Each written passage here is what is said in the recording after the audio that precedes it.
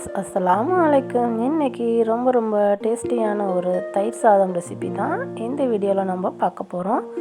So தயிர் வந்து பார்த்திங்கன்னா, நான் வந்து வீட்டிலையே போட்டு வச்ச தயிர் தான், பசும்பால் தயிர். அதை வச்சு தான் இன்றைக்கி சூப்பரான டேஸ்டியான ரொம்ப வித்தியாசமான ஒரு தயிர் சாதம் ரெசிபி பார்க்க போகிறோம். வாங்க வீடியோக்குள்ளே போகலாம். அதுக்கு முன்னாடி நம்ம சேனலை சப்ஸ்கிரைப் பண்ணிவிட்டு பக்கத்தில் இருக்க பெல் ஐக்கானை கிளிக் பண்ணிக்கோங்க. நான் வந்து கடாயில் ஃபஸ்ட்டு எண்ணெய் வந்து ஒரு 2 டேபிள் ஸ்பூன் அளவுக்கு ஊற்றிருக்கேன். அதோட கடுகு, கொஞ்சமாக கடலைப்பருப்பு. ஸோ தயிர் சாதம் வந்து எல்லாத்துக்கும் செய்ய தெரியும், இருந்தாலும் இன்றைக்கி கொஞ்சம் வித்தியாசமான தயிர் சாதம் ரெசிபி நம்ம பார்க்கலாம். அதோட கருவேப்பிலையும் ஒரே ஒரு பச்சை மிளகாய் மட்டும் கிள்ளி சேர்த்துருக்கேன். இதோட வந்து பார்த்திங்கன்னா ஒரு 4-5 டேபிள் ஸ்பூன் அளவுக்கு தயிர் வந்து சேர்த்துக்கலாம். ஸோ இந்த தயிர் வந்து பார்த்திங்கன்னா நான் வீட்டிலையே போட்ட தயிர் தான், பசும்பால் எடுத்து அதில் போட்ட தயிர்.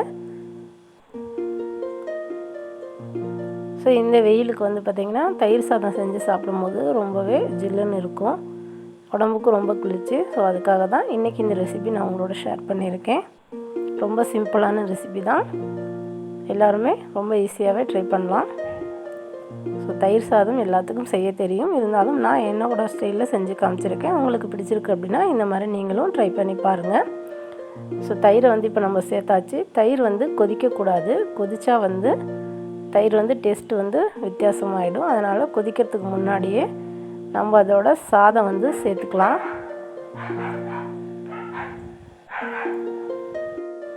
சாரிங்க, வீடியோவுக்கு நடுவில் வந்து ஒரே நாய் குறைச்சலாக இருந்துச்சு, சாரி டிஸ்டர்ப் பண்ணதுக்கு. ஸோ வந்து சாதத்தை வந்து அதோட சேர்த்துக்கலாம். சேர்த்து வந்து நல்லா மிக்ஸ் பண்ணிக்கலாம். தயிர் சாதம் வந்து நல்லா குலைவாக இருக்கும்போது தான் டேஸ்ட்டு நல்லாயிருக்கும்.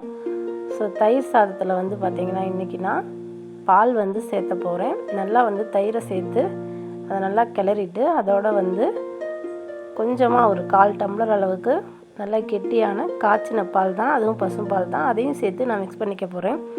பால் சேர்த்து கிளறும்போது டேஸ்ட்டு ரொம்ப நல்லாயிருக்கும். ஸோ குழந்தைங்களுக்கு ஸ்கூலுக்கு நீங்கள் தயிர் சாதம் செஞ்சு கொடுக்கும்போது இந்த மாதிரி செஞ்சு கொடுத்தீங்க அப்படின்னா மத்தியான நேரத்தில் தயிர் வந்து ரொம்ப புளிக்காது, சாப்பிடவும் ரொம்ப டேஸ்ட்டாக இருக்கும். நம்ம பால் சேர்த்து செய்யும்போது டேஸ்ட் வந்து கரெக்டாக அந்த மதிய டைமில் சாப்பிடும்போது ரொம்பவே டேஸ்ட்டு நல்லாயிருக்கும். ஸோ அதுக்காக தான் பால் சேர்த்துறது. ஸோ கண்டிப்பாக நீங்கள் இந்த மாதிரி ஒரு டைம் ட்ரை பண்ணி பாருங்கள், ரொம்பவே டேஸ்ட்டாக இருக்கும். ஸோ நம்மளோட சூப்பரான தயிர் சாதம் வந்து ரெடி ஆயிடுச்சு. இன்றைக்கி லஞ்சுக்கு எங்கள் வீட்டில் இந்த தயிர் சாதம் தான். அதோடு வந்து பார்த்திங்கன்னா நாரத்தக்காய் ஊறுகாயும் மாம்பழமும் வச்சு இன்றைக்கி லஞ்சு வந்து ரொம்ப சிம்பிளான லஞ்சு. நீங்களும் இந்த ரெசிப்பியை உங்கள் வீட்டில் கண்டிப்பாக ட்ரை பண்ணி பாருங்கள். செஞ்சு பார்த்துட்டு எப்படி இருக்குன்னு என்னோட மறக்காமல் ஷேர் பண்ணிக்குவோங்க. இந்த சிம்பிளான தயிர் சாதம் உங்களுக்கு பிடிச்சிருக்கு அப்படின்னா என்னோடய வீடியோவுக்கு ஒரு லைக் பண்ணிவிட்டு, நம்ம சேனலை நீங்கள் இப்போ தான் வாட்ச் பண்ணுறீங்கன்னா வீடியோவுக்கு கீழே இருக்க சப்ஸ்கிரைப் பட்டனை கிளிக் பண்ணி சப்ஸ்கிரைப் பண்ணிக்கோங்க. கூட பக்கத்தில் இருக்க பெல் ஐக்கானையும் கிளிக் பண்ணி ஆளுங்கிற ஆப்ஷனை கொடுத்து சேவ் பண்ணி வச்சுக்கோங்க. மறுபடியும் ஒரு சூப்பரான ரெசிபியோடு உங்களை நான் மீட் பண்ணுறேன். அது வரைக்கும் நன்றி, வணக்கம், தேங்க்யூ.